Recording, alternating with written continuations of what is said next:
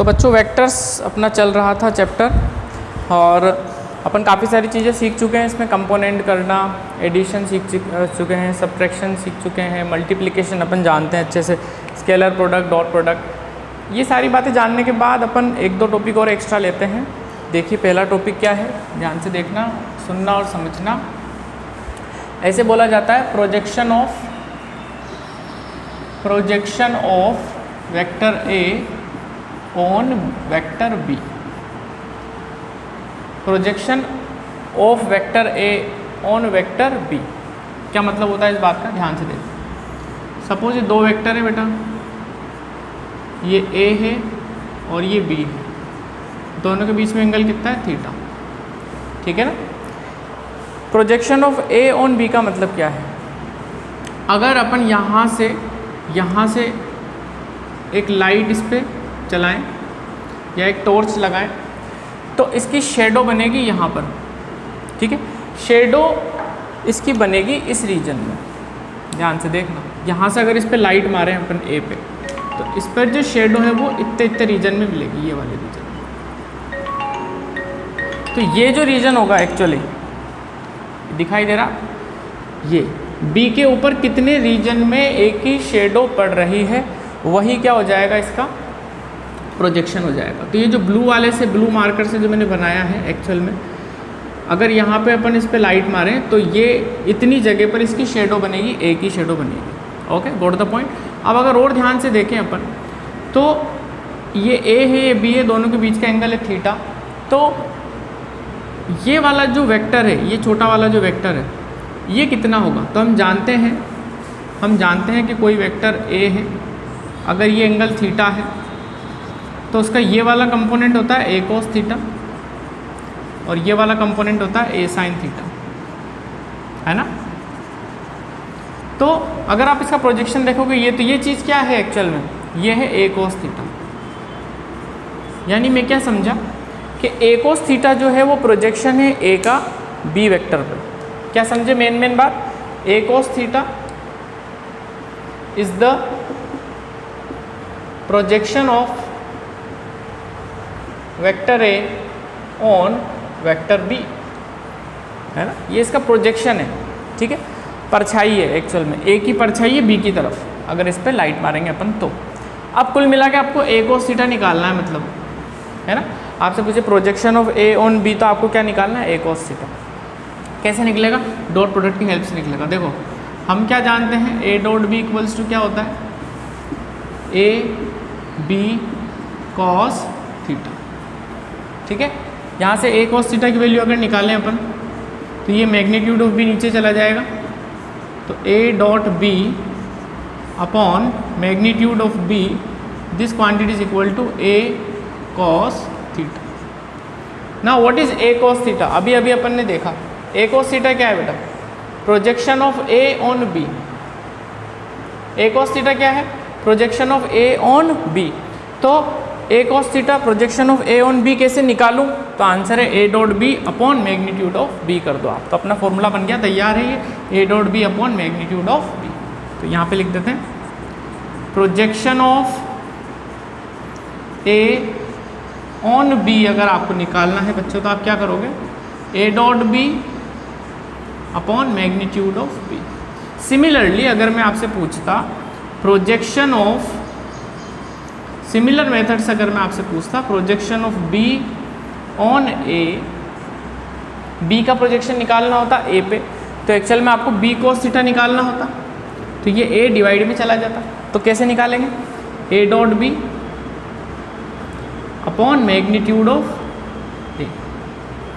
ये आपको दो फॉर्मूले ध्यान रखने हैं, ठीक है बच्चों। देखो ऊपर तो ए डॉट बी आएगा दोनों में, ऊपर तो क्या आएगा, ए डॉट बी। अब ए का प्रोजेक्शन बी पे निकाल रहे हैं ना, तो नीचे बी का मैग्नीट्यूड आ जाएगा। इसी तरीके से बी का प्रोजेक्शन ए पे निकाल रहे हैं, तो नीचे ए का मैग्नीट्यूड आ जाएगा। यानी जिस पर प्रोजेक्शन निकाल रहे हैं वो वाली चीज़ उसका मैग्नीट्यूड जो है वो डिनोमिनेटर में जाएगा, और ऊपर तो ए डॉट बी दोनों में कॉमन है, ठीक है। तो ये हो गया projection of A on B. इस पे एक क्वेश्चन ले लेते हैं अपन, आसान सा। फॉर्मूला समझना इंपॉर्टेंट था इसका, जो अपन ने पढ़ लिया।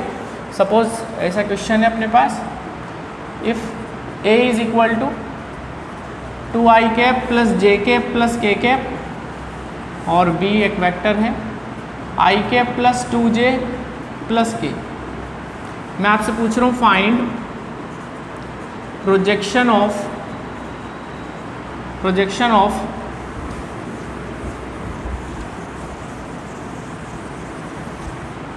Number 1 A on B, number 2 B on A। दो चीज़ें पूछिए। तो जब projection of A on B निकालोगे आप तो क्या फॉर्मूला इस्तेमाल करोगे? ऊपर तो A डॉट B आएगा ही आएगा, अपॉन ऑन B है प्रोजेक्शन तो नीचे B का मैग्नीट्यूड आ जाएगा। बस सॉल्व कर लो। डॉट प्रोडक्ट आना चाहिए आपको इसके लिए।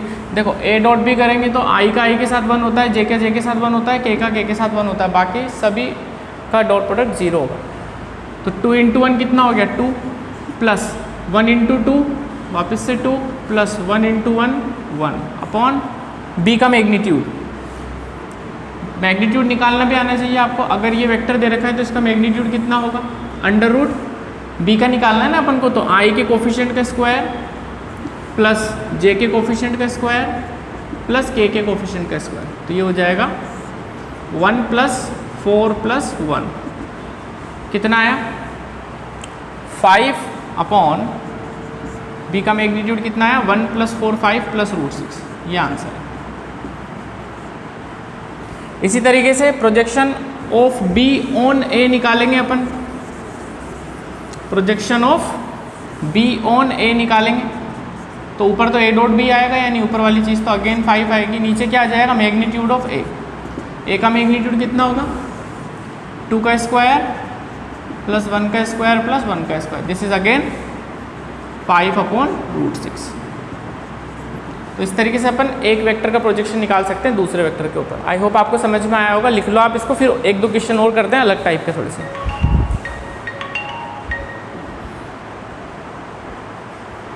तो ये प्रोजेक्शन वाले क्वेश्चन थे बच्चों, एक वेक्टर का प्रोजेक्शन निकाल रहे हैं दूसरे वेक्टर के ऊपर। अब इसी तरीके से एक कॉन्सेप्ट और लेते हैं अपन, एक और बेहतरीन कॉन्सेप्ट है वेक्टर पे, ध्यान से सुनना और समझना। कई बार अपन से ऐसे भी पूछा जा सकता है, component of vector A on vector B. Projection अलग चीज़ होती है, कंपोनेंट अलग चीज़ होती है। प्रोजेक्शन अलग चीज़ है, कंपोनेंट अलग चीज़ है। प्रोजेक्शन का मतलब तो परछाई है, कितनी लेंथ पर परछाई पड़ रही है। अब ये कंपोनेंट क्या है? ए का बी की तरफ, ध्यान से देखना। सपोज अपने पास दो वेक्टर हैं ए और ये वेक्टर है बी, ये एंगल है दोनों के बीच का थीटा।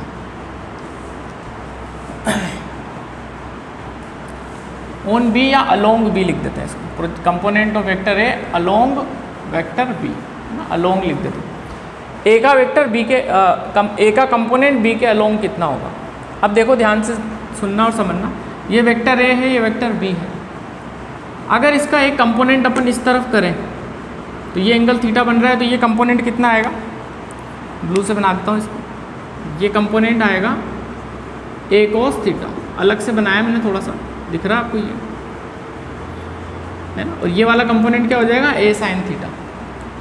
मुझे ए का कंपोनेंट चाहिए बी के अलोंग, ए का कंपोनेंट चाहिए किधर? बी के अलोंग, इस डायरेक्शन। तो इस वेक्टर की डायरेक्शन ए कोस थीटा की डायरेक्शन, अगर आप ध्यान से देखो, ए कोस थीटा की डायरेक्शन और बी की डायरेक्शन एक ही है, तभी तो इसके अलोंग आएगा, ये एक होनी भी चाहिए। तो जो मेरा आंसर होगा component of A along B, वो क्या होगा? मैग्नीट्यूड कितना होगा इसका? ए कोस थीटा है। मैं component of A along B, तो मैग्नीट्यूड तो कितना होगा? ए कोस थीटा होगा। डायरेक्शन किसकी होगी? क्योंकि मैं बी के अलोंग निकाल रहा हूँ कंपोनेंट, तो इस कंपोनेंट की डायरेक्शन एग्जैक्टली वही होनी चाहिए जो बी की डायरेक्शन है। और बी की डायरेक्शन के लिए, या बी की डायरेक्शन कैसे पता लगाएं? तो हम जानते हैं कि यूनिट वेक्टर का जो कॉन्सेप्ट होता है यूनिट वेक्टर क्या रिप्रेजेंट करता है? Direction of a vector. Unit vector क्या रिप्रेजेंट करता है? Direction of a vector. तो b का डायरेक्शन चाहिए ना मुझे, तो इसको मल्टीप्लाई करना पड़ेगा किससे? b के यूनिट वेक्टर से। तो ये चीज़ तो मैग्नीट्यूड हो गई और ये चीज़ डायरेक्शन हो गई। Got the point? तो ये पूरी चीज़ क्या मिलके क्या बनी है? ये बना component of vector a along vector b। इतनी चीज़ मैग्नीट्यूड देगी, इतनी चीज़ डायरेक्शन देगी। इसको फर्दर सोल्व करते हैं, थोड़ी सी सिंप्लीफाइड फॉर्म में लाते हैं। देखो a cos theta into unit vector क्या कहता है? यूनिट वेक्टर का फॉर्मूला क्या होता है? When a vector is divided by its magnitude then we get a unit vector. यानी b कैप की जगह अपन क्या लिख सकते हैं? Vector b divided by its magnitude. चलिए यहाँ से भी अपन को कुछ खास सिंपल फॉर्म में आंसर नहीं मिला, तो अपन क्या करेंगे? अपन एक काम करेंगे, b के मैग्नीट्यूड से मल्टीप्लाई कर देते हैं और b के मैग्नीट्यूड से डिवाइड कर सकते हैं। मैथ्स का छोटा सा ऑपरेशन है, कर सकते हैं। मल्टीप्लाई डिवाइड कर दिया b से। अच्छा, ऐसा करने के बाद क्या होगा? अगर आप ध्यान से देखो, a cos theta into B, magnitude लगा देते हैं, a cos theta into B. क्या मैं इसको ऐसे लिख सकता हूँ? इस वाली टर्म को ऐसे लिख सकता हूँ a डॉट बी, क्योंकि a डॉट बी का मतलब क्या होता है? ए बी कॉस थीटा होता है। तो ए बी कॉस थीटा, यानी इसकी जगह तो मैंने क्या लिख दिया? A dot B into B vector divided by B into B, magnitude of B into magnitude of B, यानी क्या हो जाएगा? मैग्नीट्यूड ऑफ बी का स्क्वायर। ये अपने पास फॉर्मूला आ गया, component of A along B, ये रहा। ठीक है, इसी तरीके से मैं आपसे पूछता हूँ कंपोनेंट ऑफ बी अलोंग ए, तो कहाँ पर चेंज आता? कंपोनेंट ऑफ बी अलोंग ए, तो जहाँ पर बी आ रहा है वहाँ पे ए आ जाएगा और कुछ भी चेंज नहीं आएगा, यानी ए डॉट बी तो रहेगा ही रहेगा, इनटू यहाँ पर ए आ जाएगा और यहाँ पर ए का मैग्नीट्यूड का स्क्वायर आ जाएगा। तो आपको तो कंसेप्ट सीखना है, कभी भूल भी जाओ तो फटाफट निकाल सकते हैं अपन। ए का कंपोनेंट बी के अलोंग, तो मैग्नीट्यूड तो कितना होगा? a cos theta. डायरेक्शन किसकी होगी? b की होगी। तो a cos थीटा इंटू, ये इंटू है बेटा, है ना, ध्यान रखना, direction of b। Direction of b मतलब b का यूनिट वेक्टर। b का यूनिट वेक्टर है तो सोल्व करेंगे तो क्या आएगा? Vector b divided by its magnitude. फिर इसके बाद सिंप्लीफाइड फॉर्म में क्या करा मैंने? इसको b के मैग्नीट्यूड से मल्टीप्लाई डिवाइड, इन दोनों को किससे रिप्लेस कर दिया? a डॉट बी से। तो ये मेरे पास सिंपलेस्ट फॉर्म में आंसर आ गया। अब एक क्वेश्चन ले लेते हैं अपन, ताकि कंसेप्ट अपना स्ट्रॉन्ग हो जाए और समझ में आ जाए किस तरीके से करना है। तो देखना बेटा, क्वेश्चन है, if A vector is equal to 2i cap plus J cap plus 2k cap and B vector is equal to i cap plus J cap plus 3k cap, find component of vector A along vector B। component of A along B, मुझे क्या formula लगाना पड़ेगा? ये A dot B, direct formula लगाएंगे, into B vector upon magnitude of B का square. चलिए solve करते हैं। ए डॉट बी, तो ए और बी का डॉट प्रोडक्ट लेता है, 2 इंटू 1 2, 1 इंटू 1 1, 2 इंटू 3 6, ये हो गया A dot B, into vector B. Vector B as it is लिख दो, I cap plus J cap plus 3k cap, लिख लिया। डिवाइडेड बाय क्या करना है बच्चों? बी के मैग्नीट्यूड का स्क्वायर। अब बी तो ये रहा, इसका मैग्नीट्यूड कैसे निकालेंगे?